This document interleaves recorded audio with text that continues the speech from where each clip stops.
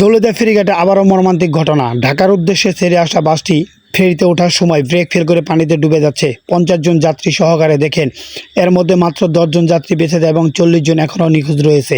বাসটি দেখেন আস্তে আস্তে কি ক্রমাগতভাবে ডুবে যাচ্ছে এবং সবাই চিৎকার করে উঠছে, তবে বাসটিকে উদ্ধার করতে পারতেছেন না। দেখেন পানিতে আস্তে করে বাসটি ডুবে গেলেন। সবাই ভিডিওটি পর্যাপ্ত পরিমাণে শেয়ার করেন, সবাই শেয়ার করবেন ভিডিওটি, অবশ্যই 100% শেয়ার করেন ভিডিওটি।